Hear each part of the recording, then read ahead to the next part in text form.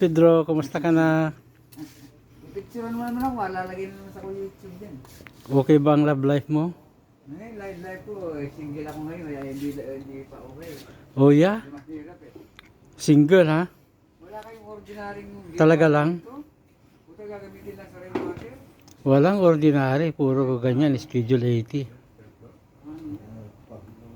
Guys, yan si Pedro ang maintenance manager ng LDK. Bigatin yan. Untouchable. Diba bro? Yan ang general maintenance ng LDK.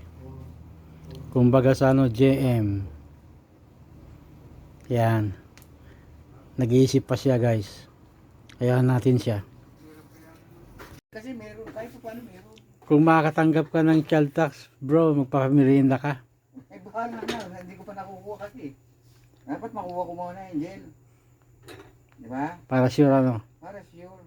Isa March 15 na raw eh. Ay May 15 pala. Dapat, bukas na sana dapat, yung gel. Kung pwede lang. Pwede ba bukas? Advance no. Advance mo na. Ang problema ko lang bro, pag umaga sa akin, ano, nanggigigil. Anong gigigil eh? 2 oras. Ako pagka nanggigigil yan, lalo na mainit ang pagkaramdam ko, hindi ko labas yan dyan. Talagang patatalansigin ko yan. Pero sa'yo okay pa. Hindi mo Gigil na ka-live yun, disgrasya, bawal yan. pwedeng pigilin yan, di ba? Hindi mo pwedeng pigilin yan. Pag nanggigigil ka sa ano, ilabas mo, patalansikin mo. Ganon? Hoax natural, magkakasakit ka dyan. Sasakit ang puson mo. Yun ang problema. Oo, pag narinig tayo dyan, dadami points mo yung viewer. Bro ng child tax mo, Ha? tagal. Ang tagal. Tagal dumating ng child tax mo. Tax at saka child tax. Oo, EITC saka child tax. Bakit kaya ang tagal? Hindi naman ako nagtatrabaho sa government. Baka naman bro may problema. Ewan ko, pag may problema sila, dadaan sila sa Congress. Oo nga. Dapat i-follow up mo. Ba't ako magpa-follow up? Hindi naman ako ang gumawa. Ikaw ang may-ari. Ay, puta, ganun ba yun? Oo, dalhin mo yung ano, yung form na pinilapan mo, yung kopya. Yun ang i-represent mo doon. Ay, sinabi sa akin ni Sandra, ba't ako magpa-follow up? Kayo ang nasa opisina? Tama ba yun? Ako Oo. ang magpa-follow up? Oo. Parang hindi yata maganda yun, Miguel. Bigyan mo ng 20 para masigasig siya. Naghahanap ako ngayon ng tornilyo. Nagwalis yung matanda na wala isang tornilyo. Ginagawa ko yung ano, nire-remedyo ko yung lower spring. Oo, sige. Ngayon wala ako. Pedro, kumusta ka na? Picturean mo naman ako, malalagay na naman sa YouTube din. Okay ba ang love life mo? Ngayon, live ko, single ako ngayon, kaya hindi pa okay. Oh yeah? Hindi mahirap eh. Single ha? Wala kayong ordinaryong Talaga lang?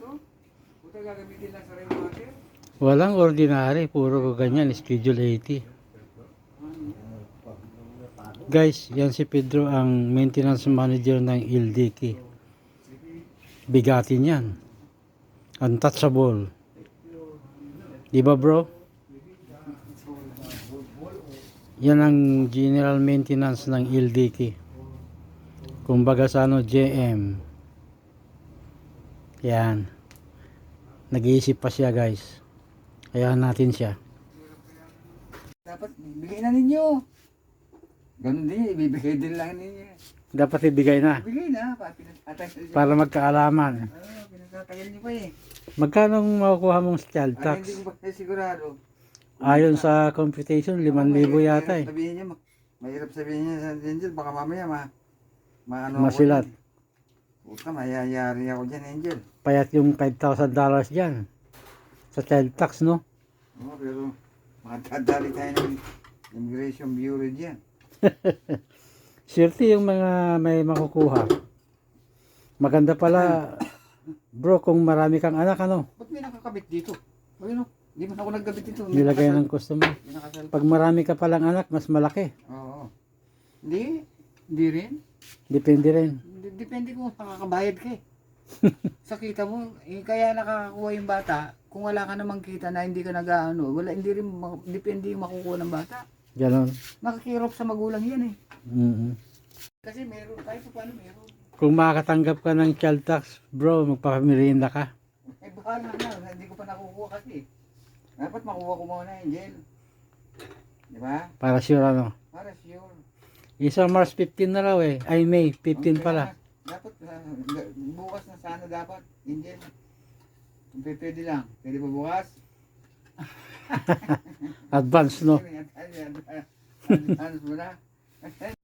Ang problema ko lang, bro, pag umaga sa akin, nanggigigil. Anong gigigil eh?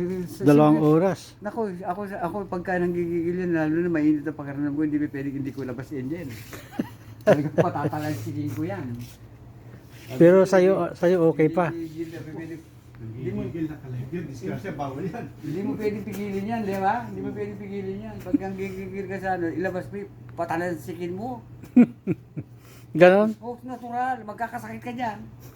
Sasakit ang puso mo. Yun ang problema. Oh, pag narinig tayo dyan, dadami points mo yung viewer.